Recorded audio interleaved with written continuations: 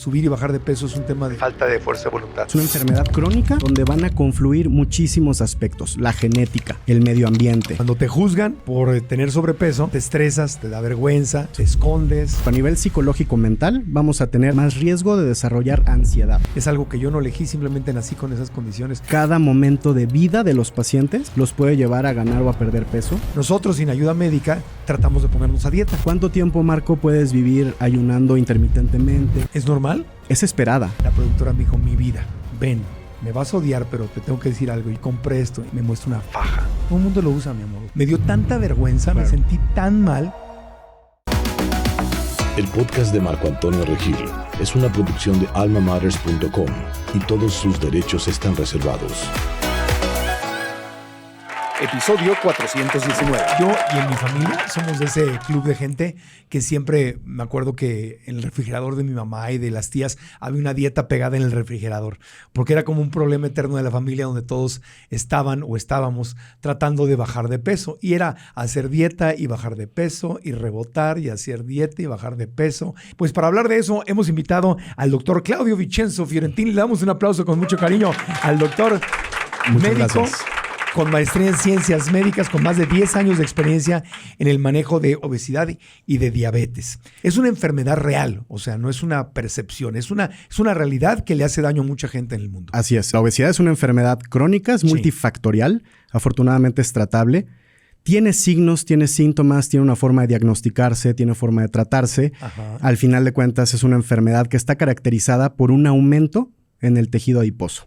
Okay. ¿Sale? En el tejido graso, que va a disfuncionar y va a generar un montón de complicaciones, más de 200, que si quieres platicamos de eso más adelante. Ahorita hablamos de eso, pero yo quiero hablar del impacto emocional y psicológico que tiene en la gente que batallamos, o sea, gente muy famosa, Oprah, ¿no? Un caso, yo creo que el caso más conocido a nivel mundial. Yo he subido y bajado de peso, me han criticado cuando he subido de peso, me han criticado cuando he bajado de peso, y siempre nos queda como este tema de ¿qué me pasa? No tengo fuerza de voluntad. Es un tema de fuerza. A ver, ¿qué tanto el tema de subir y bajar de peso es un tema de falta de fuerza de voluntad? Estás tocando un punto importantísimo. Ajá. Es decir, subir y bajar de peso no es un tema de falta de fuerza de voluntad. La obesidad como tal no es no es un tema de falta de fuerza de voluntad, no es un tema de comportamiento, no es un tema psicológico, es una enfermedad crónica en donde van a confluir muchísimos aspectos. La genética, el medio ambiente, medicamentos, cosas que hagamos o que consumamos a lo largo del tiempo. Sí. Tiene también que ver con la parte cultural, tiene que ver también con la parte fisiológica. Es decir, son muchos factores que confluyen que nos van a llevar a tener un peso más alto. Ajá. Entonces, no es como tal un tema de fuerza de voluntad. Ahora, también lo que estabas hablando ahorita, me han criticado por subir de peso, me han criticado por bajar de peso. Sí. Ahí entra un factor súper importante de la enfermedad, que es el sesgo y el estigma. ¿Qué es? A ver, háblanos de eso, el sesgo y el estigma. El sesgo son estas actitudes negativas que tenemos hacia los pacientes que viven con obesidad. Ajá. El estigma es justamente esta devaluación social que hacemos con los pacientes que viven con obesidad. Ajá. Al final de cuentas, te sorprenderías el impacto tan negativo que tienen tanto el sesgo como el estigma en la vida de los pacientes con obesidad y también en el tratamiento. Al final de cuentas, los desmotivan, los mantienen en ese ciclo vicioso de vivir con la enfermedad. Ya, ahora ese sesgo y estigma viene ¿de quién? ¿De la familia, de los amigos, de la pareja o también incluso de los médicos? Es muy desafortunado y hay varias estadísticas al respecto en la literatura médica. Es muy desafortunado saber que la mayor parte de las veces este sesgo y este estigma vienen de los profesionales de la salud, de la familia de los pacientes, de los compañeros de trabajo y de los amigos. Imagínate, de quien menos crees que puedan venir este tipo de juicios, ajá, es de donde principalmente vienen. Bueno, ¿y qué provoca emocionalmente y en la autoestima de la persona que está siendo juzgada? Es terrible. La verdad es que va a tener un impacto negativo en los desenlaces de estos pacientes.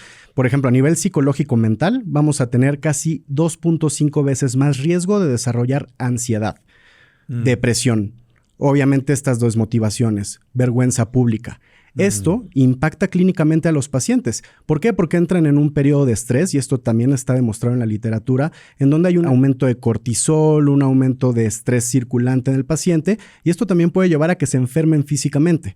Entonces, esta parte del sesgo y el estigma son importantísimos porque tenemos que trabajar con estos factores para poder llevar a los pacientes a un mejor peso, un peso más saludable. Ahora es un círculo vicioso porque cuando te juzgan por tener sobrepeso, Entonces te estresas, te da vergüenza, Correcto. te escondes, empiezas a comprar ropa de otro tipo, a veces no quieres salir a una fiesta o no quieres ir a algún lugar o no quieres ir a la playa o empiezas a vivir diferente, te empiezas a esconder y esto no ayuda al problema porque es una enfermedad. Totalmente, no ayuda. Entonces, partes del punto de que tienes un paciente que vive con obesidad, quien hace intentos para perder peso, que ya vimos que muchas veces pues, no son satisfactorios.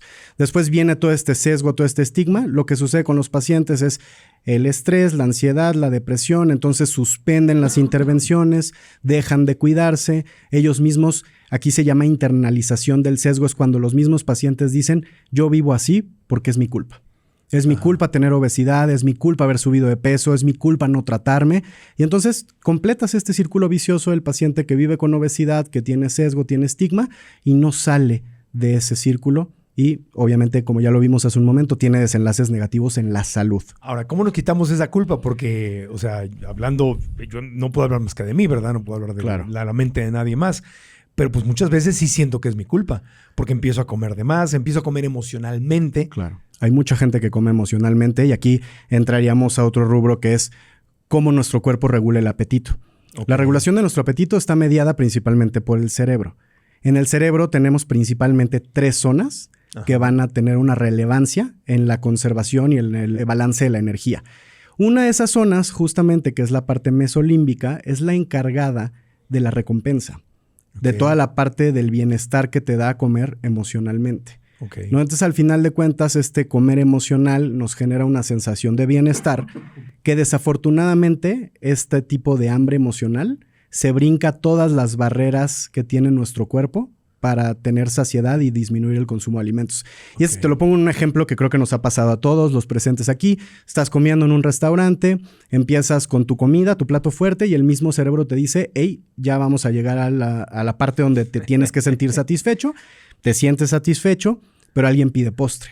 Y entonces el postre llega al centro de la mesa y tú dices, no, yo ya no quiero porque yo ya estoy satisfecho.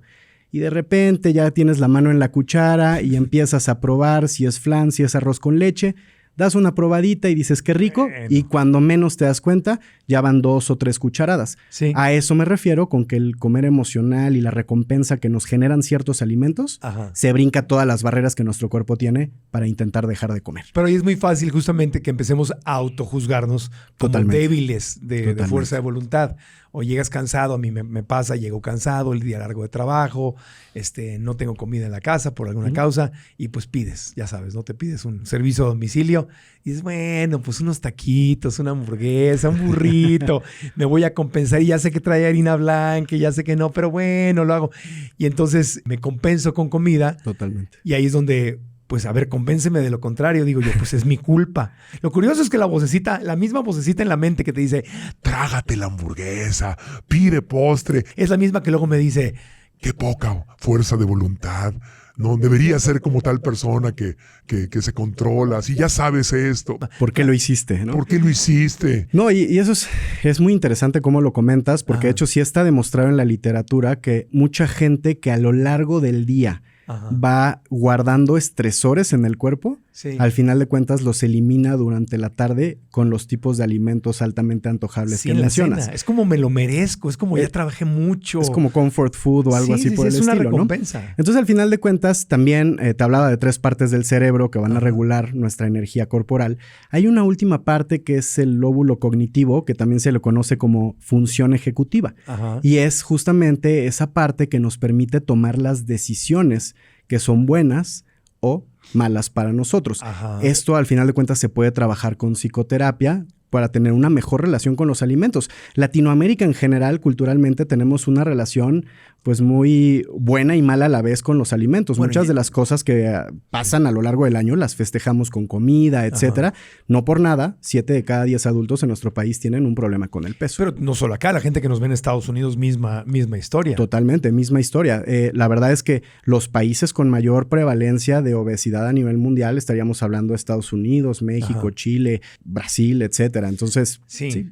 Ahora, los europeos, por ejemplo, ya que hablas de regiones, los europeos que yo conozco tienen una relación normalmente diferente con la comida que en Estados Unidos y América Latina. Totalmente. Como que ahí no comen para llenarse, comen para probar, para disfrutar, comen un poquito, se sienten satisfechos y ya le paran. Y acá como que nos gusta atascarnos. Así es. Y aparte el tipo de alimentos también. Ajá. Al final de cuentas, cuando tú ves como toda esa parte mediterránea de Europa, la gente tiende a consumir alimentos que se pueden percibir más saludables. Aceite de oliva, pescados azules, etcétera.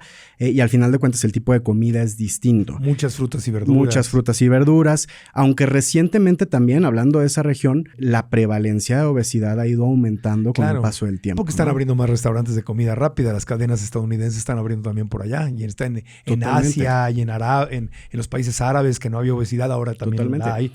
Y el problema de esta comida, al final de cuentas, es cada vez hay más estudios y se publican estudios recientemente también que tienen que ver con los alimentos ultraprocesados. Sí. Marco, la forma en la que ha cambiado cómo comemos en los últimos 50, 70 años, pues ha sido también muy impresionante con la aparición de las cadenas de comida rápida. Sí. Hemos introducido muchos alimentos ultraprocesados.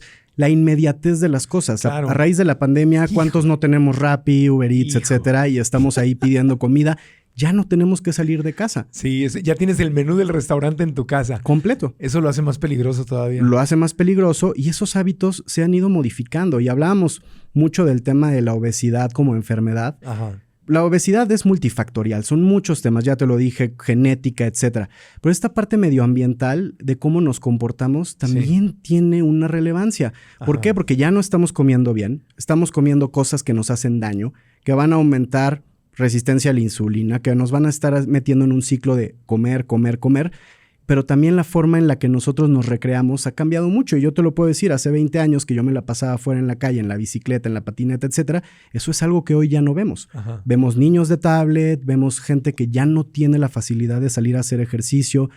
Eso, más el manejo del estrés, dormir mal y vivir en una ciudad como la nuestra, creo que hace la tormenta perfecta para estas enfermedades. Ahora, la culpa da estrés, ¿correcto? Correcto. Ok, y el estrés no te ayuda a bajar de peso. No te ayuda a bajar de peso. El estrés al contrario.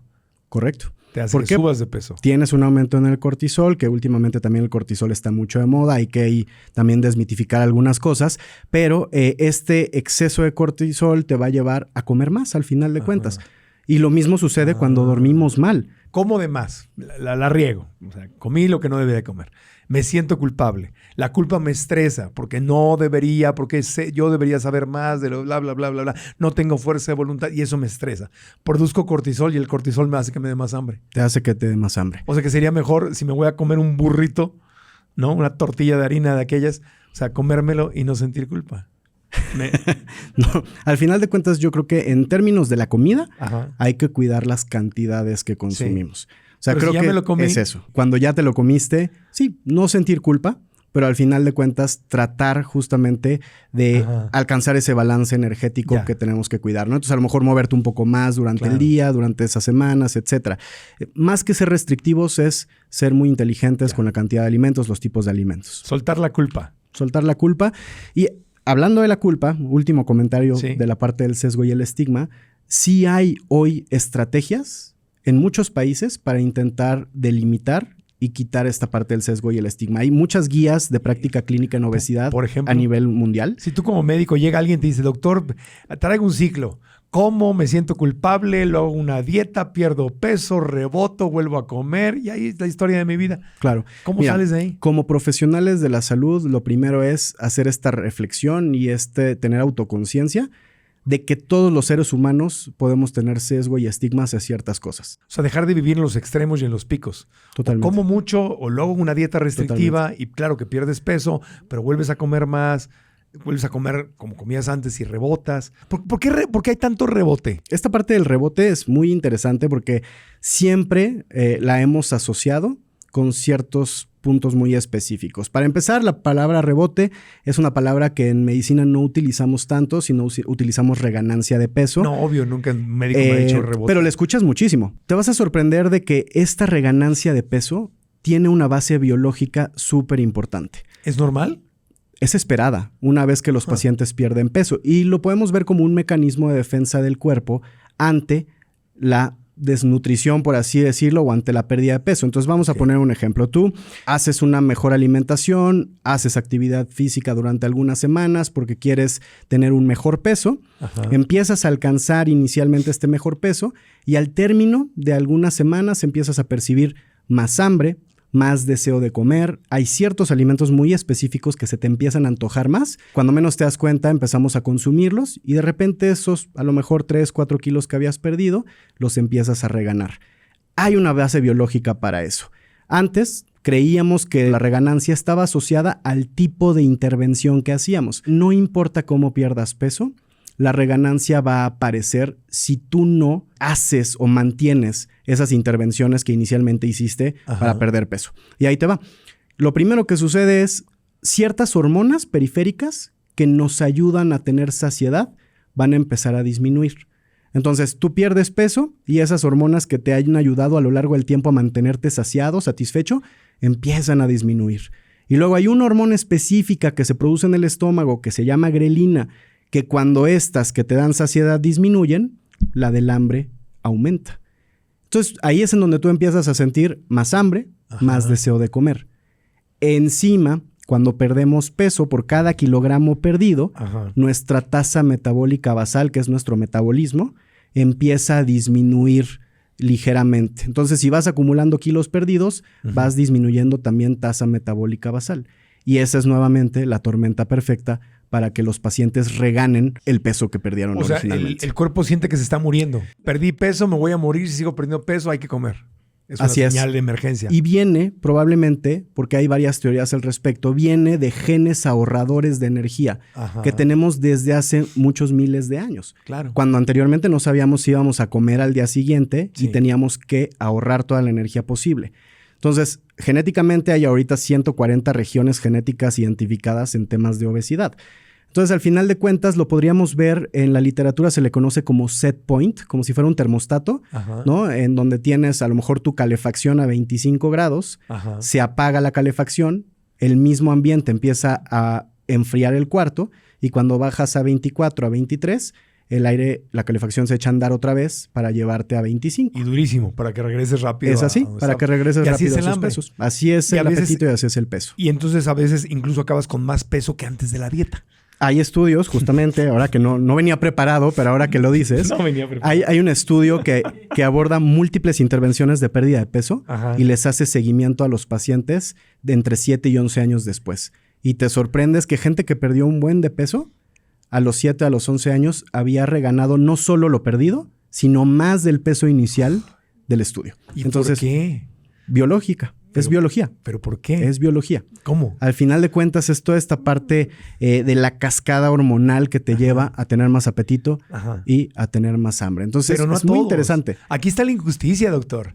Esto no es a todos. Ok, este es un punto importante. Hay gente que la comida no es un problema. Claro. No es un tema. Y hay gente que, pues yo estoy ahí en el grupo, que a través de nuestra vida lo hemos intentado todo.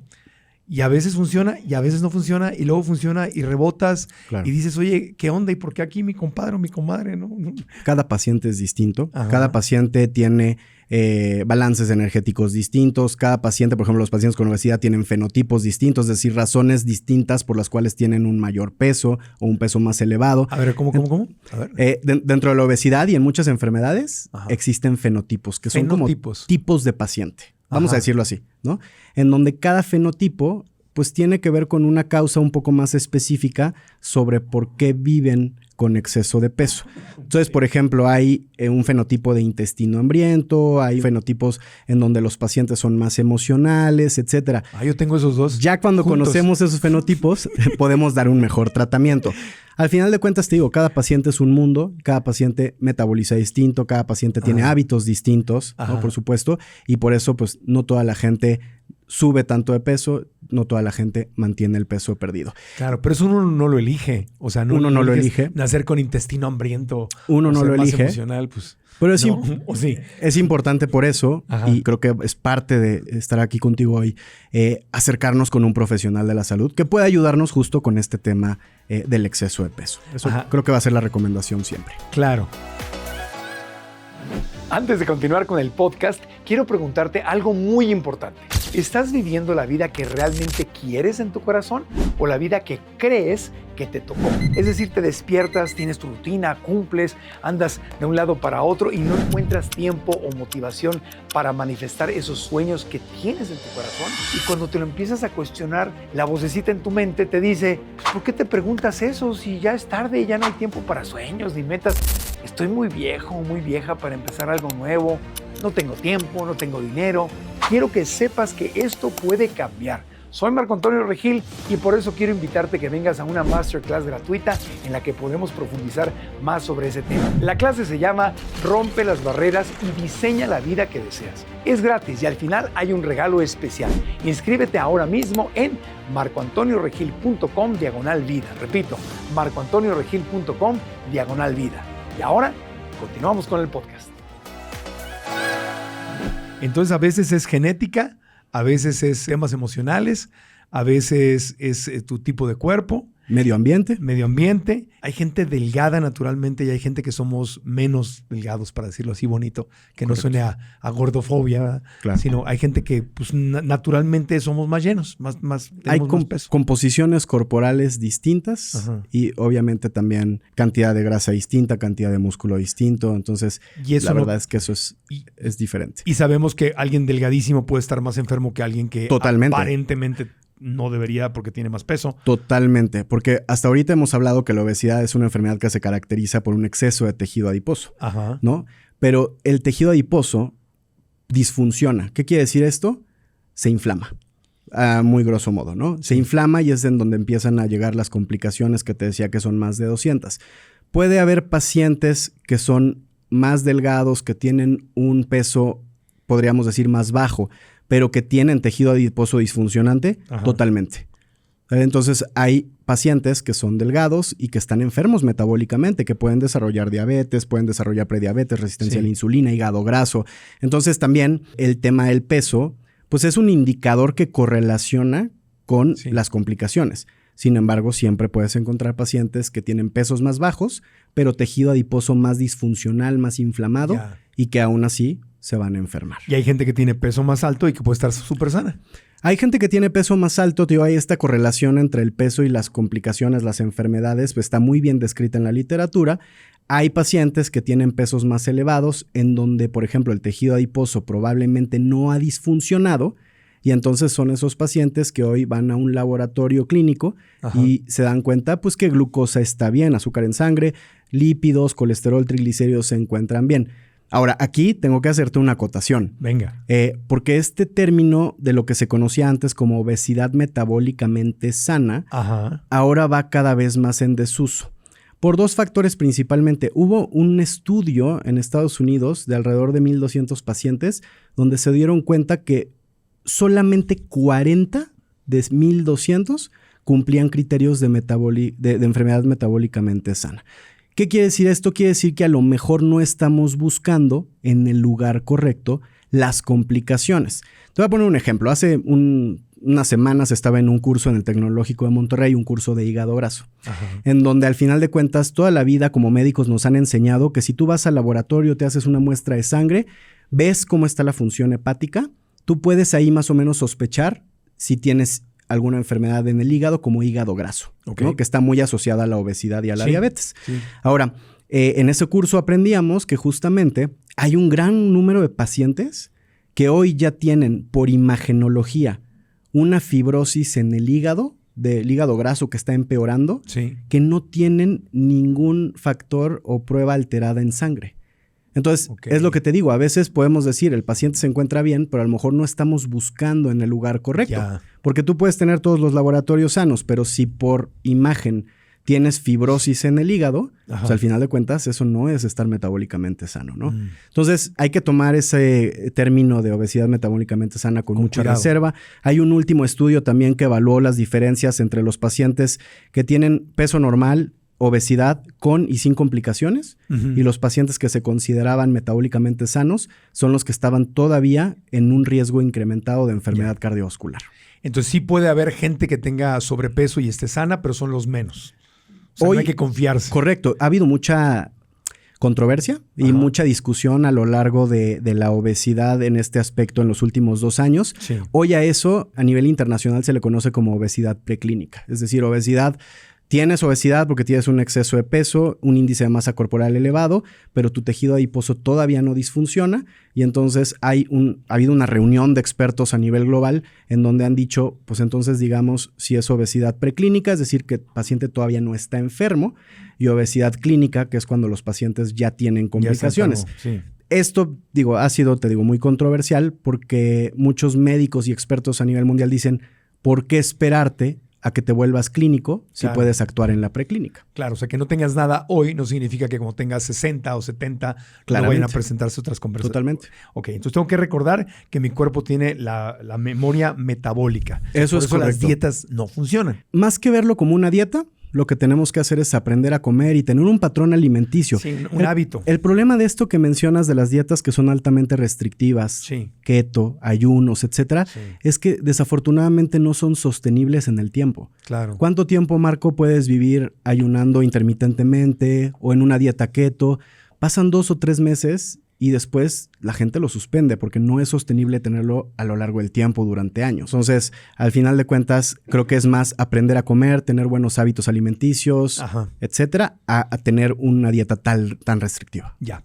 Y entonces, nada más para cerrar el otro tema, cuando mis amigos o amigas que comen y se ve que comen sabroso y no tienen una bronca con la alimentación, y yo sí la tengo, es algo que yo no elegí, simplemente nací con esas condiciones, pero no es mi culpa, no es falta de fuerza de voluntad. No, por supuesto. No es fuerza de voluntad, es algo biológico. Totalmente. Que a mí me da más hambre o necesito más comida. Totalmente. Que mi otro amigo que a mí me pones 10 tacos, me como los 10, ¿no? A menos que le eche yo ganas para no comerme los 10.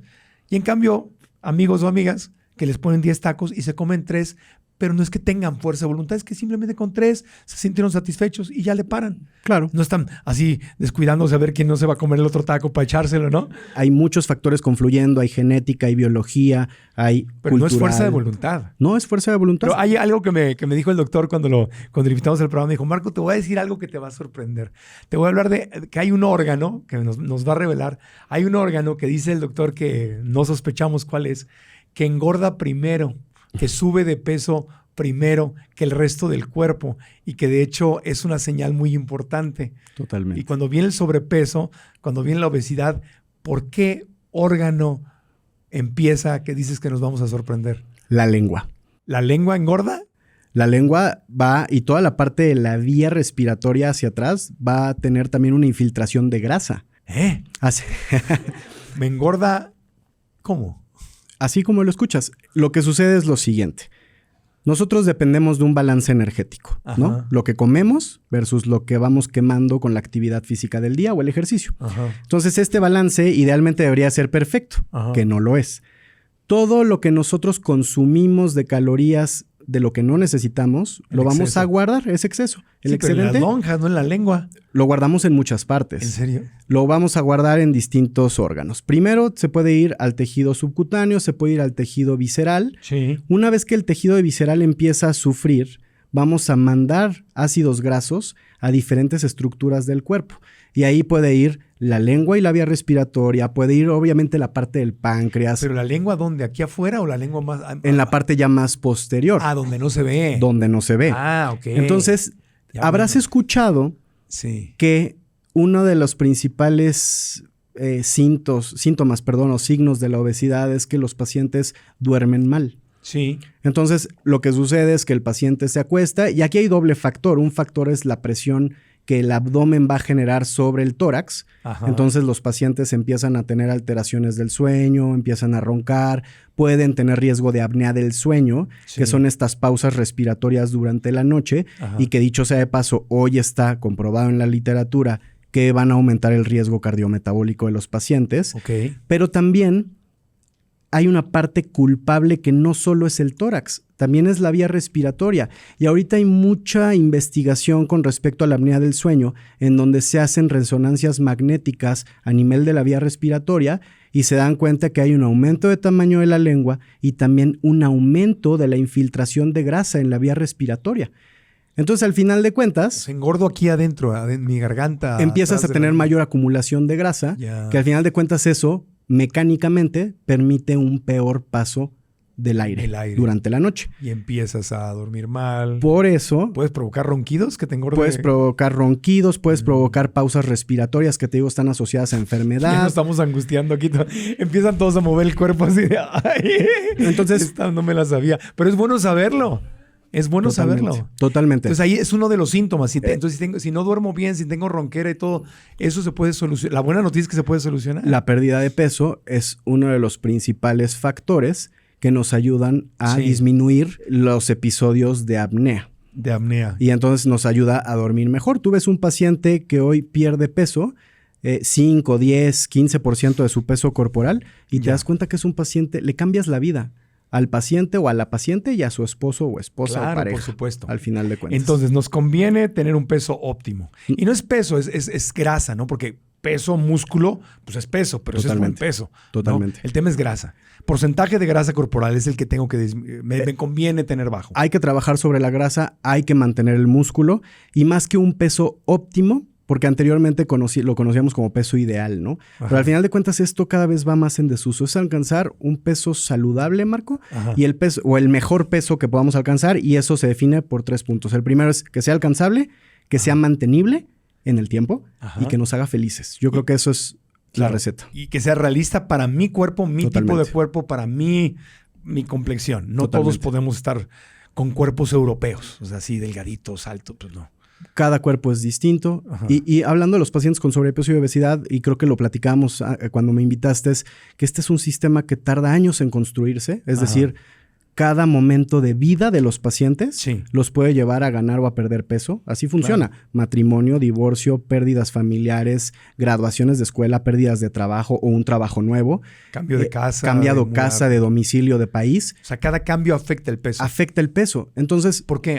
Porque nos afecta emocionalmente. nos puede comemos- afectar emocionalmente, como las pérdidas familiares, Sí. los divorcios, etcétera.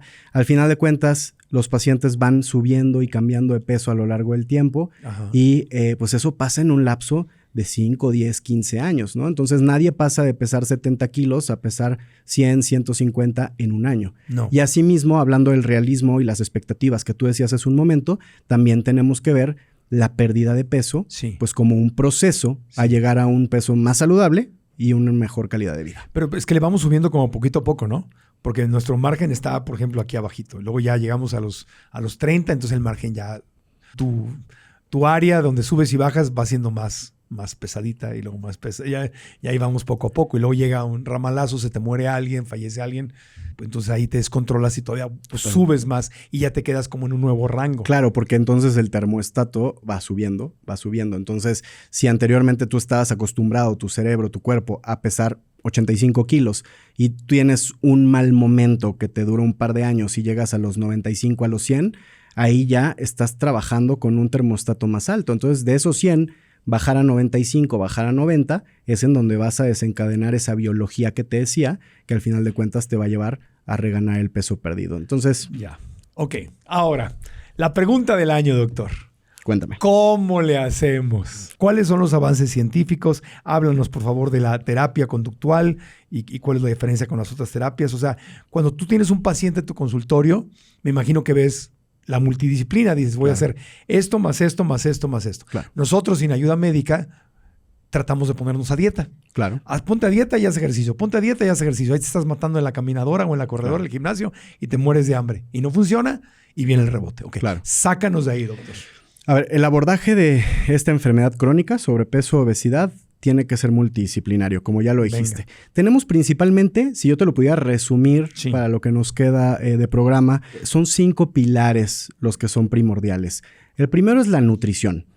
La nutrición, los hábitos, ¿no? En general, los hábitos alimenticios los tenemos que mejorar y obviamente las guías de práctica clínica nos recomiendan, y así debe de ser, que sea con un experto que nos pueda ayudar, obviamente, a seleccionar las cantidades y los tipos de alimento adecuados para los pacientes que viven con obesidad. Entonces, Claro. pilar número 1, la nutrición siempre va a ser importante. Es decir, la restricción calórica hoy día es uno de los pilares fundamentales para la pérdida de peso. Es decir, ese desbalance, corregirlo y llevarlo al otro extremo en donde el consumo calórico sea menor que el gasto calórico que tenemos. Sí, eso es, ¿sale? Eso es básico y es obvio. Piedra angular. Venga. Y segundo, el ejercicio o la actividad física, porque son distintas. El ejercicio ya es un movimiento rítmico, sistemático, etcétera.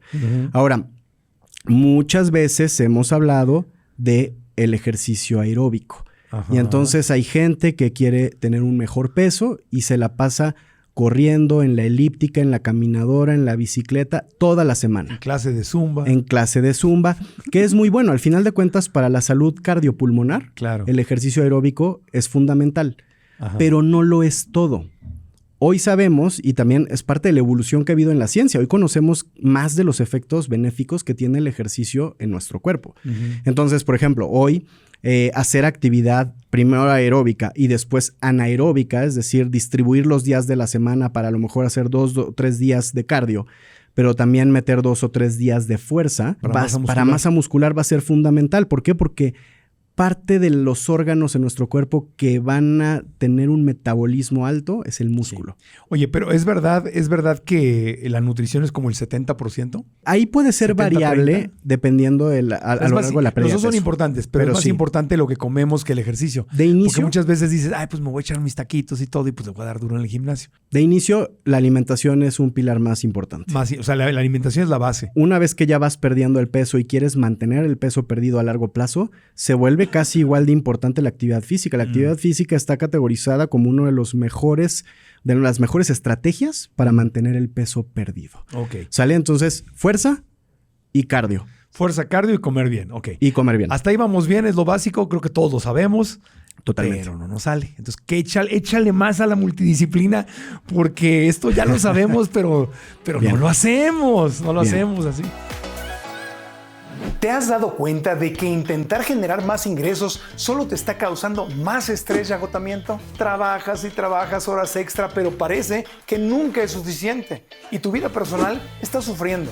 Hasta tu perro se ha olvidado de quién eres y piensa que eres un visitante ocasional. Imagina poder ganar más dinero sin tener que sacrificar tu tiempo y energía. Créeme, mis plantas casi me denunciaron por abandono. Yo también pasé por eso, trabajando como loco en televisión, en radio, hasta que me di cuenta de que la clave no es trabajar y trabajar más, sino cambiar tu mentalidad sobre el dinero. Y si estás viviendo lo mismo y te gustaría solucionarlo, tengo una masterclass gratuita que te puede ayudar. Soy Marco Antonio Regil y desde hace más de 20 años mis conferencias, talleres y cursos en línea han ayudado a millones de personas en 27 países del mundo. He aprendido de mentores como Robert Kiyosaki y Blair Singer a cambiar mi mentalidad sobre el dinero, desarrollar habilidades clave y como consecuencia ganar más dinero.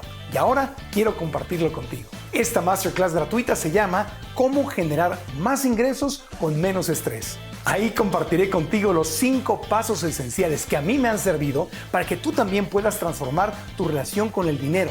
Son los pasos que a mí me han funcionado y que a ti te pueden servir también para crear una vida más plena y equilibrada. Así, tu perro no te va a ver como un extraño y tus plantas volverán a crecer. Da clic en la liga o link de esta publicación o bien en el botón que está también aquí abajo para que te registres completamente gratis. Nos vemos en la clase para aprender juntos y alcanzar nuestro máximo potencial sin convertirnos en zombies de trabajo. Tenemos un tercer punto que es obviamente la parte psicoterapéutica, que puede ser a través de la terapia cognitivo-conductual o a través de la psicoterapia de los alimentos. A ver, háblanos de esa terapia. ¿Cuál es la diferencia de esa terapia cognitiva-conductual con el...? La psicoterapia de los alimentos lo que busca es, al final de cuentas, que nosotros adoptemos una mejor relación con la comida, ¿no? Y la parte conductual es ya un programa mucho más robusto que nos permite mejorar esa función ejecutiva que te decía hace un momento y que nos permite tomar mejores decisiones en salud. Entonces, al final de cuentas, por ejemplo, trabajando la función ejecutiva, pues a lo mejor tú no tomarías de ese postre que está en el centro o simplemente tomas una cucharada, te quitas el antojo y sueltas la cuchara. Entonces, para eso sirve la terapia cognitivo-conductual. Te permite tener un acompañamiento psicoterapéutico a lo largo de tu proceso de pérdida y mantenimiento del peso. Y eso, creas que no, tiene efectos bien relevantes. Se ven los estudios cómo agregar terapia cognitivo-conductual da mayor pérdida de peso y también ayuda a mantener la pérdida de peso a lo largo del día. O sea, la terapia cognitiva conductual no es la terapia en donde voy a hablar de cuando yo era niño, mi mamá no me hacía caso y quería más a mis hermanos. No es yo ese lloraba. tipo de terapia. Ese es otro tipo de terapia. Aunque sí también puedes hablar de ciertos factores que te desencadenan pues ese deseo emocional de comer. Pero no está enfocada en eso. No, está enfocada específicamente en el psicoanálisis que conocemos como terapia psicológica, ¿no? Esa es otra cosa. Es otra cosa. Está enfocado en tu conducta. Es decir, Exacto. a ver, cuando llego a la casa de trabajar a las 6 de la noche, 7, me doy unos atracones. La levanto bien en el desayuno y más o menos en la comida, pero cuando llego a casa en la noche me siento solo, sola, triste y me compenso con comida. Entonces, ese médico o psicoterapeuta va a trabajar contigo para manejar tu conducta. Exacto. En los momentos del día o días de la semana o fiestas o viajes, lo que tengas, que te hace comer lo que no debes de comer o que te hace no ir al gimnasio o no hacer el ejercicio. O no apegarte a un tratamiento. No apegarte a lo que ya sabemos, que es nutrición, buenos hábitos, ejercicio, cardio, músculo. O sea, ahí es donde ese especialista trabaja contigo y te ayuda a hacerte un traje a la medida para protegerte de ti mismo. Totalmente. Esa es justo la parte conductual, ¿no? Y hoy en México tenemos especialistas en terapia conductual y en psicoterapia de los alimentos que pueden ayudar a un montón de los pacientes a tener ya sea esta mejor relación con los alimentos o un mejor sistema ejecutivo que tome decisiones mucho mejores para cada uno de los pacientes. Es una especialidad. Sí, es una rama de la psicología que al final de cuentas, pues sí involucra mucho estudio posterior a la psicología. Ok, va. ¿Y luego qué otra multidisciplina le Tenemos un cuarto pilar, que son los medicamentos. Que afortunadamente en los últimos probablemente 20 años hemos tenido una innovación muy importante en los medicamentos. Sí. De algo que venimos arrastrando, Marco, de hace 90 años. Más o menos, cuando empezaron a salir un montón de medicamentos que más que bien le hacían daño a los pacientes. Sí, eran unas cosas terribles. O sea, hormona tiroidea, análogos de anfetamina, es decir, todos estos fármacos que durante los años 40, 50, 60, 70, al final de cuentas hacían más daño que beneficio. Y hemos tenido en los últimos 30 años, sobre todo en los últimos 15 o 20, un avance importante justamente en dos cosas. Uno, en el entendimiento de cómo funciona la fisiología de la obesidad. Es decir, entender hoy esta cascada biológica de la cual te platicaba hace un momento, etcétera. Entenderlo nos ha llevado a los investigadores a tener más objetivos terapéuticos para manejar el exceso de peso. Y en segundo lugar, obviamente hemos tenido la aparición de terapias, afortunadamente, que hoy son mucho más eficaces, son seguras y que al final de cuentas nos van a ayudar a mantener esta restricción calórica, es decir, es la ayuda que los pacientes necesitan en muchos casos para poder mantener la restricción calórica que te decía al inicio. Ya. ¿Qué tienen los medicamentos modernos que no tenían los de antes? Para empezar, son mecanismos de acción distintos. Hoy, los medicamentos más nuevos para el manejo del peso se enfocan en activar receptores de hormonas que nos van a ayudar a tener mayor saciedad, menor apetito, disminuir el vaciamiento gástrico, es decir, vamos a tener mejor control de la glucosa también y al final de cuentas esto obviamente relacionado con una adecuada nutrición, obviamente la actividad física, nos van a permitir perder y mantener el peso perdido. Si comparamos contra los mecanismos de acción más viejos, hace 50, 70 años, que son los análogos de anfetamina, lo que hacían era incrementar la cantidad de adrenalina o noradrenalina circulante en el cuerpo y esto al final de cuentas hacía que los pacientes entraran como una especie de estado de luchar o huir y eso quitaba el apetito. Son los que se conocen como anorexigénicos. Y al final de cuentas esto pues generaba excitación, insomnio, temblor, etcétera. Entonces, en general, esos medicamentos de hace 100 años, pues al final de cuentas fueron desapareciendo del mercado por temas de seguridad. Hoy estamos en un momento bastante bueno, con buenas terapias. El GLP-1 es el más común, ¿no? Del que más se habla. El GLP-1 justamente esta es una hormona perteneciente a algo que se llama familia de las incretinas. La primera vez que se describió el GLP-1 fue probablemente por ahí de 1900. No se llamaba GLP-1, se llamaba secretina. Por ahí de los años 70 u 80 se empieza a conocer más de las incretinas. no solamente del GLP-1, sino también de otro que es el GIP, que son las que nos permiten tener un adecuado equilibrio energético en los carbohidratos, es decir, actúan en el páncreas, ayudándonos a metabolizar el azúcar con la insulina y demás, pero que también tienen un efecto a nivel del sistema nervioso central, en donde te decía, en esas regiones del cerebro, principalmente en el hipotálamo, en donde nos van a ayudar a sentirnos más satisfechos, más saciedad, a tener menos apetito. Entonces, GLP-1 y GIP son estas hormonas, al final de cuentas, que son las que se van a activar y que nos van a permitir tener un efecto farmacológico sobre el hambre. Ya. Eso, más otros efectos que tienen sobre la fisiología corporal, porque hay receptores para estas incretinas en muchas partes del cuerpo, corazones, riñones, en la parte del recubrimiento de las arterias, etc. Entonces, son medicamentos, al final de cuentas, innovadores, seguros y súper completos. Ahora, sin embargo, hay mucha gente que se lo está autorrecetando, que va a la farmacia y se los compra. Y ahí hay riesgos. O sea, es que existe un medicamento no quiere decir que cualquier persona puede ir a comprárselo y administrárselo. O sea, hay que tener cuidado. Para empezar, hacer hincapié en que estos medicamentos y todos los medicamentos que son controlados como estos tienen que tener una prescripción médica. ¿Por qué?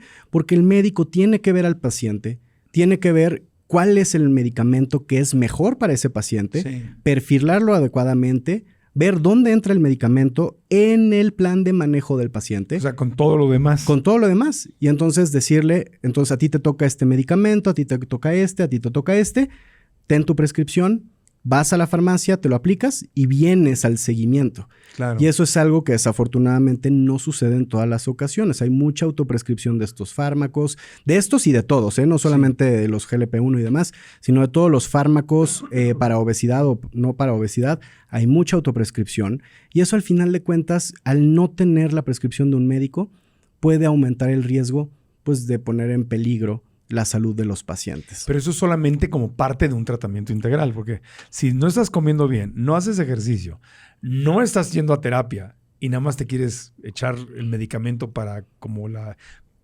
pastillas esas viejas que te venden en los 70 para quitarte el hambre, pues no. Y lo peor es que no vas a tener el efecto esperado.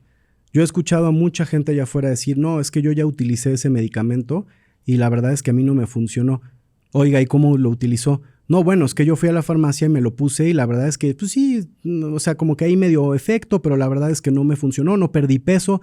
Hay gente que te dice, es que hasta gané peso. Ese es el problema de la experiencia de los pacientes con los fármacos.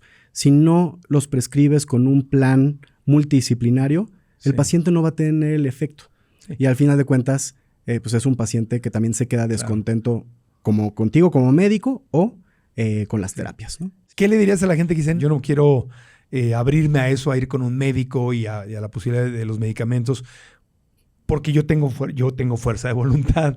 O sea, me siento como defectuoso si tengo que recurrir a un medicamento, porque debería yo de poder solo, sin medicamento. Volvemos al inicio de esta conversación, fíjate, eso es sesgo internalizado, es decir, el paciente culpándose de tener que necesitar, que aparte eso es malísimo. O sea, como que hasta me voy a sentir devaluado si me tienen que poner un medicamento. Y eso no pasa mucho, hasta con los profesionales de la salud y que le dicen a los pacientes, ¿usted por qué está usando eso? Usted mejor deje de comer y muévase más. Eso es parte del sesgo y el estigma. Entonces, al final de cuentas, no hay que ver a las intervenciones, y no hablo solo por los medicamentos, que me faltó la quinta, que es la cirugía bariátrica, que es importantísima también. Al final de cuentas, hoy lo que nos apunta la literatura es, mientras más intervenciones de estos 5 pilares combines, al paciente le va a ir mejor. No quiere decir que si tú usas un medicamento estás agarrando un atajo, porque eso lo he escuchado muchísimo. Es que es un atajo, te fuiste por la fácil. Y eso no es así. O sea, estás luchando contra la biología. Lo que hace la cirugía, lo que hacen los medicamentos, lo que hace la psicoterapia conductual, etcétera, es ayudarte a navegar en esta cascada biológica que lo único que hace es como si nadaras contracorriente. Claro. Sí, si te lo dice alguien, otra vez repetimos el ejemplo, ¿verdad? Alguien que tiene una relación naturalmente muy sana con la comida, que nunca come de más, y te dice, ay, por favor, pues no, nada más no comas, o sea, haz ejercicio y come mejor. Claro, para esa persona es muy fácil porque no entiende, no tiene esa biología. Exacto. Esas ansiedades, esas ganas de más y más y más comida. Exacto. El medicamento como que te ayuda a emparejar Así es, te ayuda a navegar justamente esta biología que te permita tener tener o mantener la Sí. restricción calórica Ajá. y mantener el peso perdido, que al final de cuentas lo que buscamos para los pacientes es Sí. reducir riesgos de complicaciones Sí. asociadas a la obesidad, etcétera. Entonces, es desafortunado lo Sí. que sucede, pero la verdad es que utilizar medicamentos, cirugía, Ajá. terapia conductual, no tiene nada de malo. Claro. Es justo como debemos de estar tratando la obesidad hoy. Oye, pero el quinto ya la cirugía, esa sí ya suena bastante extrema. Fíjate que los Y procesos... conozco gente que se ha hecho la cirugía y ha vuelto a subir de peso. Claro, porque no deja de ser biología también. Entonces, O sea, la cirugía bariátrica tampoco es un método infalible. Al final de cuentas, antes le decíamos cirugía restrictiva, ¿no? Y también ¿Es la los del globito? procedimientos, que te ponen un globito dentro del estómago. las bandas, los globos y todo eso, Ajá. pues han ido quedando poco a poco en el pasado. Todavía hay algunos globos que se utilizan, pero en realidad, por ejemplo, los dos procedimientos quirúrgicos de cirugía bariátrica más hechos hoy en día es la manga gástrica, que es el más realizado, Ajá. y después el bypass gástrico. Ahora, las técnicas y los procedimientos han evolucionado mucho también a lo largo del tiempo. Ajá. Cada vez con menos eventos adversos, con menos complicaciones. Al final de cuentas, esto antes se le llamaba cirugía restrictiva. ¿Por qué? Porque te hacen más chiquito el estómago o te mueven la tubería del estómago al intestino, comes menos. Pero hoy se sabe, sobre todo el bypass, tiene un efecto metabólico bien importante porque aumenta las concentraciones de GLP-1 después de la cirugía y las mantiene elevadísimas. Esto tiene que ver con el estímulo del alimento en el intestino, las mantiene elevadísimas a lo largo de los primeros años. Entonces, por eso los pacientes no solo pierden peso, también tienen una mejoría metabólica muy importante. O sea, te da lo mismo que te hubiera dado los medicamentos. Tiene como un efecto, al final de Similar. cuentas, en el aumento del GLP-1, El GLP-1 es el que me hace sentirme más saciado. más saciado. ¿Y hay seres humanos que biológicamente tienen más GLP-1 y otros que traemos menos? ¿O? Bueno, esto es algo que no platicamos a lo largo del inicio de la charla, Marco, pero por ejemplo, hoy sabemos que pacientes con diabetes, por ejemplo, Ajá. pueden tener alterado el sistema de incretinas y no tener o las concentraciones adecuadas de GLP-1 o aunque las tengan conservadas, no tener el efecto deseado del GLP-1. Entonces, por eso estos fármacos han venido a restituir una hormona que estaba, ya sea en menor cantidad o funcionando incorrectamente en Pero el cuerpo. lo que estoy entendiendo es que tú no recomendarías ni la cirugía ni los medicamentos a menos que haya terapia Por supuesto. conductual, Por que haya supuesto. ejercicio, que haya nutrición, que haya un plan integral. Definitivamente. Porque si no, nada más pues, te va a pasar lo mismo que con las dietas. Vas a rebotar otra vez. La cirugía, y yo tengo conocidos, de hecho, que han pasado por bypass gástrico y al final de cuentas después los ves reganando un montón de peso. Porque para la cirugía bariátrica, Marco, hay un protocolo bien establecido. Entonces, los cirujanos bariatras y todo el equipo multidisciplinario que tienen en las clínicas son encargados de darle seguimiento al Ya, paciente a lo largo del tiempo. ya. Si tú solo te operas y te desapareces con tu médico, Adiós. vas a reganar el peso. Así como si solo usas el fármaco y no haces nada más, o como si pierdes peso con cambios en el estilo de vida, dieta y Claro. ejercicio, lo vas a reganar. Claro. Entonces, hay que hacer las cosas holísticas, multidisciplinarias y hacerlas bien. Pero es el problema del fármaco. El fármaco, no puedo ir a que me hagan una cirugía. Ay, me hacen una cirugía. No, pues te van a meter en un programa. Claro. Pero el fármaco sí Te puedes. sorprenderías. No en todos los también. casos, al final de cuentas, los pacientes llevan un programa. Claro. Entonces, digo, también es importante justo elegir con quién te operas, ¿no? Oye, ahora del tema de los fármacos, el GLP-1 es una de las sustancia activa, se dice, ¿no? Pues es uno de los blancos terapéuticos de las sustancias. Pero es uno de los ingredientes que tiene. Como no. tal, las moléculas lo que hacen es, entrando al cuerpo, es activar los receptores de GLP-1 en el cuerpo. El GLP-1 es un receptor que yo tengo dentro. El GLP-1 es una hormona que tú tienes Ajá. que funciona con muchos receptores para esa misma hormona que tenemos alrededor del cuerpo. Y hay medicamentos que activan ese receptor, el GLP-1. Así es. Y hay otros que activan el GLP-1 y otros receptores, ¿no? Hay medicamentos que activan Hay GLP-1, hay medicamentos que activan GIP-GLP-1, hay medicamentos que a futuro vendrán, que hay mucha investigación en el campo, que activarán 3 receptores, 4 receptores. Ya. Entonces, aparentemente el futuro para la parte de farmacoterapia de la obesidad va enfocada en los agonistas duales, triples, cuádruples, etcétera. Etcétera. Hay 2 puntos que yo he identificado que hacen que los pacientes que empiezan a perder peso se mantengan motivados. 1, se sienten llenos de energía. mejoras la calidad de vida, Marco, mejoras la movilidad, pacientes que ya no se podían abrochar las agujetas, que hoy se las abrochan solos, pacientes que no se podían bañar solos, que hoy se bañan solos. Es decir, esa parte anímica los mantiene motivados para mantenerse tratados. La segunda que he visto últimamente, sobre todo, es la parte de comprar ropa. Gente que llega y te dice, mira, estos los compré hace un mes, que ya había perdido peso, pero hoy ya me quedan también un poquito más, o sea, bajé en tallas. Sí. ¿No? Porque a veces el paciente no baja el número en la báscula, pero baja tallas. Sí. Cambia la composición corporal. Y algo que he observado es, esto es lo que necesito para el próximo mes comprar otros, de una talla probablemente menor. Sí. Y eso los mantiene también muy, muy enganchados con toda la parte multidisciplinaria de la que acabamos de platicar. Sí, te motivas. Sí, yo recuerdo muchas veces en mi vida que te pones un saco, un suéter, aunque no haya frío, nada más para taparte la lonja, porque no quieres, o sea, te sientes mal, o sea, contigo, y es una realidad y tenemos que aceptar que eso es una parte, dirías tú, ay, qué superficial, pues no es superficial, es mi autoimagen, es como me siento, hay que aceptar que es importante. Y esa vergüenza al público, porque así es como se le conoce, es un tema de sesgo y estigma. O sea, si te fijas, siempre volvemos al inicio de esta conversación y creo que empatía y buscar gente que de verdad nos pueda ayudar, profesionales de la salud, es lo que yo les podría dejar como mensaje. Porque la verdad, estamos ante una enfermedad, estamos ante la biología, ¿no? El cuerpo resiste a perder peso. Entonces, pues hagámoslo bien, busquemos ayuda en donde debemos de buscarla. Es un tema de autoamor. Es un tema de autoamor. Yo recuerdo el momento más vergonzoso en mi carrera. Fue cuando una vez estábamos produciendo la versión de 100 mexicanos dijeron, 100 latinos dijeron, se llamaba ¿Qué dice la gente? Lo hacíamos para Univision en Estados Unidos. Y Mary Black, le mando un abrazo con mucho cariño, la productora me dijo, mi vida, ven, me vas a odiar, pero te tengo que decir algo. Y yo, ¿qué, Mary? Y agarra y me dice, te compré esto. Y me muestra una faja. Y le dije, ¿yo qué es eso? Me dice, mi amor, dice, no, todo mundo lo usa. Me empezó a dar nombre de gente importante de la televisión que lo usaba, que no mencionaré.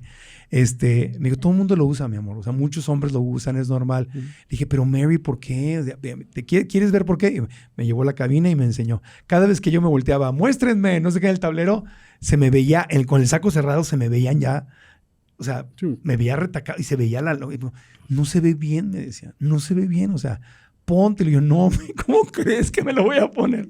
Y pues sí, me la puse un tiempo y yo me acuerdo que eso me dio tanta vergüenza, me sentí tan mal, tan triste, o sea, como de, Marco Antonio, no puede ser. O sea, tienes una vida exitosa y todo, nada más. Y llega otra vez el tema de, nada más controla lo que comes. Pero claro, en ese momento, pues tenía soledad, tenía tristeza, tenía otras emociones. Y es muy fácil culparte y hacerte tú mismo sentir como que algo está mal en ti. O y como que fracasaste constantemente. Como que qué vergüenza. Y no me trataba con compasión porque lo que necesitaba yo realmente era terapia. Era sanar dolores, sanar heridas. Me sentía mal por dentro. Aunque tengas éxito, puedes sentirte terrible por dentro. Y entonces estas cosas no solo no ayudan, sino te hunden más todavía. Entonces, esto que me dices me encanta porque es una mezcla de cosas. La terapia es amor propio. Si tienes dinero para pagar tu terapia, es una gran inversión. Ahora, ¿qué le dirías a la gente, por ejemplo, que no tiene las facilidades económicas para ir a terapia? Porque sabemos que la terapia, pues, hay de todos tamaños, de todos niveles, pero hay gente que no puede pagarse la terapia. Sí, y ese es un punto, digo, el tema de acceso generalizado es importante. Entonces, hay justamente terapias para todos los presupuestos. Aquí, como también los hay medicamentos, también programas quirúrgicos, parte de la nutrición. Entonces, es acercarse. Puede ser a través de clínicas a nivel del gobierno, ¿no? IMSS, ISSSTE tienen clínicas metabólicas en donde pueden recibir ayuda, ¿no? Hay clínicas de la Secretaría de Salud en donde también se puede recibir ayuda. Y esto, al final de cuentas, hay clínicas de obesidad institucionales también muy buenas en nuestro país. Entonces, esa sería una de las opciones. 2, también, obviamente, toda esta parte de buscar ayuda con profesionales de la salud que puedan justamente adecuar este tratamiento multidisciplinario al bolsillo de cada uno de los pacientes y al final no desmotivarse porque toda esta parte hay forma de hacer nutrición que no necesariamente quiere decir que comas salmón todos los días y tengas que gastarte 1,000 pesos diarios en comida. Hay forma de hacer platos del buen comer saludables que no tienen que reventar los bolsillos de los pacientes. Actividad física la podemos hacer allá afuera, ¿no? Hay parques, hay que buscarle, pero sí engancharse con eso y cuando los pacientes ven la diferencia, se enganchan. Sí, o sea, entender que necesitas de esta multidisciplina Así es. y si por alguna causa no la tienes a la mano, pues ponerte creativo y buscarle, pedir ayuda o intercambiar tu servicio por el servicio del terapeuta o Sí, ver sí, cómo sí. le haces, buscarle para que te levantes Sí. de aquí. Y normalmente si solucionas esos problemas Sí. internos y de salud, también vas a empezar a ganar mejor dinero, ¿no? Normalmente. Y ahorita hablas de la terapia, por ejemplo, psicológica, pero por Sí. ejemplo, también mucha gente, esto de prescribir actividad física o ejercicio también es un arte. Entonces, hoy los médicos del deporte que se dedican a ver Sí. enfermedades metabólicas son quienes llevan la batuta en esto. Y uno Sí. podría decir, bueno, pagar una consulta también de un médico del deporte es una posibilidad, pero también, por ejemplo, la UNAM tiene programas al final de cuentas de grupos multidisciplinarios que pueden ayudar Sí. a que los pacientes acudan. No recuerdo bien cuándo se reúnen, pero se pero reúnen hay que buscarle, algunas veces a la semana. Sí, en México, en el país en donde nos estén viendo, hay que buscarle. No hay que quedarse con el tema de Exacto. no tengo dinero y por eso. Exacto. No, pues hay que buscarle cómo lo encuentras. Igual el tema de los medicamentos. A mí el tema de los medicamentos me parece una maravilla porque sumado a todo esto es como un empujoncito que te puede ayudar. Así es. Es un aliviane biológico Sí. que te puede ayudar. Estás ayudando a contener esa biología de la que hemos hablado la última Sí. hora y cuarto. Y que no escogiste, que Y no que no elegiste. escogiste. Naciste con ella y no la elegiste. Así es. Y te puede ayudar. Pero también está el tema, el medicamento. Si no te alcanza para el medicamento, tienes que buscar la forma en que te alcance. Esto es muy curioso porque el año pasado, y creo que es uno de mis comentarios de cierre, porque a veces hablamos del acceso a los medicamentos, Ajá. que claro, eso es una corresponsabilidad, gobierno, industria, etcétera, ¿no? Claro. Pero al final de cuentas, también algo importante a mencionar es que el año pasado hicimos algunos grupos de trabajo con pacientes que viven con obesidad y teníamos dos grupos. El grupo de los pacientes tratados, así le vamos a llamar, tratados, Sí. o el grupo de los pacientes no tratados. Entonces, el grupo de los pacientes tratados invertían en una consulta con un médico, invertían en un gimnasio, invertían probablemente en algún medicamento, porque no sabemos en realidad cómo se distribuía la inversión, pero eran pacientes que, vamos a poner un número, no recuerdo la cifra exacta, se gastaban 5,000 pesos al mes. Tú veías al grupo de los no tratados que no iban al médico, pues casualmente se gastaban aproximadamente 3,500 pesos al mes en jabones, pastillas, licuados. O sea, entonces la inversión, a veces vemos que decimos, Sí. no, bueno, ¿yo cómo voy a gastar en un tratamiento?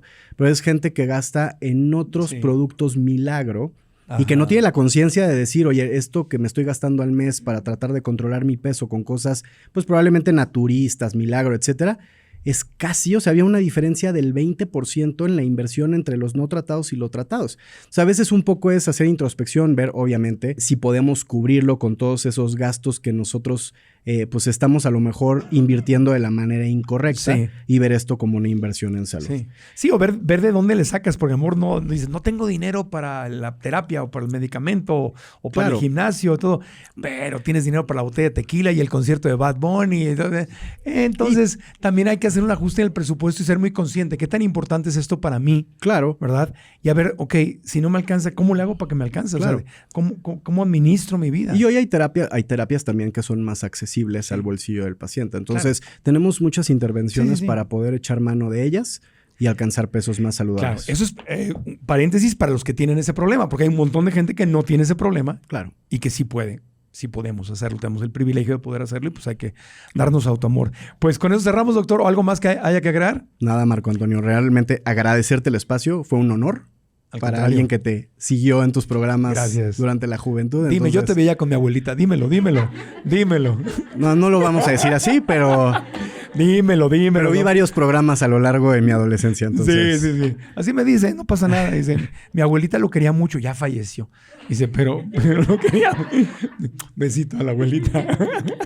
Con mucho cariño. No pasa nada, amigo, me da orgullo. Me da mucho orgullo. Oye, ¿dónde te encontramos la gente que quiera consultar? ¿Vives en Coahuila o vives en No, vivo aquí en Ciudad de en México. Ciudad de México? ¿Dónde pueden Eh, consultar contigo? Por ahora estamos cerrados. Ah. No. No estás dando estoy consulta. enfocado específicamente en otras actividades. En investigación, en ciencia, pero no estás dando Pero no consulta. estoy dando consulta. Correcto. Ok, perfecto. Bueno, entonces ni lo busquen porque no hay consulta. Pero, ¿cómo encontramos a un médico adecuado Bueno, para que sea la cabeza del tratamiento? esa es una excelente pregunta. Hoy, y creo que lo platicábamos hace un ratito, existe una fundación que se llama Obesidades. Ajá. Obesidad es un advocacy group Sí. de pacientes y de médicos. Ellos hacen una labor súper noble para tratar de quitar estigmas, quitar sesgos y mejorar la calidad de atención de los pacientes. Sí. En la página de obesidades.org tienen un directorio de médicos. Ajá. Entonces son médicos que han pasado cierto nivel de certificación en el manejo de la obesidad. Ajá. Esa puede ser una de las formas de encontrar a alguien que pueda ayudar a los pacientes. Sí. Hay otro punto que existe una certificación internacional que se llama SCOPE, que Ajá. es SCOPE, Scope. que es de la Organización Mundial de la Salud, Ajá. de la Federación Mundial de la Salud, de la obesidad, perdóname, de la WOF, World Obesity Federation. Ahí tienen también un directorio de gente en México por país Sí. que está certificada en SCOPE, que es un Ya. entrenamiento, certificación de obesidad. Ahí también pueden encontrar un montón de nombres que pueden, pues, por supuesto, ayudar. Y la gente que nos ve en América Latina o en Estados Unidos, lo que tienen que buscar es a un médico, un médico que tenga certificación oficial en tema de manejo de obesidad. Un médico que haya tenido un entrenamiento para tratar obesidad Específico. y que pueda ayudarles, o un médico que pueda referirlos a un profesional que Claro. pueda tratar el problema de sobrepeso y obesidad. Y si cuando llegas con ese médico no te habla de vamos a crear hábitos, no dietas, vamos a hacer ejercicio, masa muscular, cardio, vamos a ir a terapia cognitivo-conductual, tal vez vamos a usar un medicamento y si no te habla de esas cosas, entonces no estás en las manos de la persona correcta. Hay que tener. Podríamos decir que sí, hay que recordar que cada persona es distinta, entonces será un tratamiento a la medida, Multidisciplinario. pero sí, multidisciplinario siempre es mejor. Y te tienes que hacer estudios al principio, sangre, checar si tienes hígado graso. Llevar un Sí. seguimiento con el médico que Sí. nos permita alcanzar, pues, un mejor estado Sí, de salud. sí, sí. Al Pues yo, final de mira, cuentas. puedo dar testimonio de eso porque le mando un abrazo con mucho cariño a la doctora Alejandra Loken, que ha estado con nosotros, que ya está en Guadalajara ahorita. Justamente llevo ya 3 meses con ella y coincide exactamente en lo que me estás diciendo y me mandó a hacer estudios de sangre. Me escanearon así todo el cuerpecito para ver si no había grasa en algún órgano antes de cualquier pues, cosa. como debe de ser. Checamos el corazón, cómo estaba, bla, bla, bla. Y estoy justamente siguiendo ese programa y estoy encontrando el equilibrio ahí. Yo la conozco, la doctora no me conoce a mí, pero Ah, yo ¿tú sé conoces a quién es. Alejandra Loken? Así Bueno, es. pues yo se las recomiendo. Está en Guadalajara, pero atiende por Zoom en cualquier lugar de la República Mexicana. Es más, aquí le dejamos sus datos. Le damos un aplauso al doctor Claudio. Muchas gracias, amigo. Muchas gracias, de Marco corazón. Antonio. Gracias a ustedes por estar con nosotros aquí en nuestro público de almamatters.com. A mí, como Marco Antonio Regil, me encuentran en todas las redes sociales y aquí en el canal de YouTube. Denle like al video, eso nos ayuda mucho para que YouTube siga recomendando el video. Dejen comentarios abajo qué fue lo más importante que aprendieron. Yo me quedo con que necesitamos un traje hecho a la medida. Un traje hecho a nuestra medida, y esto es cuidarnos y darnos mucho amor. Si te gustó ese episodio y conoces a alguien que crees que le gustaría o que le convendría escuchar esta conversación, copia la liga, pégala, mándala, compártela, y eso también nos ayuda mucho a nosotros a seguir creciendo con el programa. En plataformas de audio, de podcast, también lo mismo.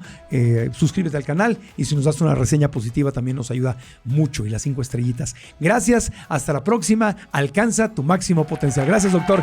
Gracias a nuestro público. Gracias.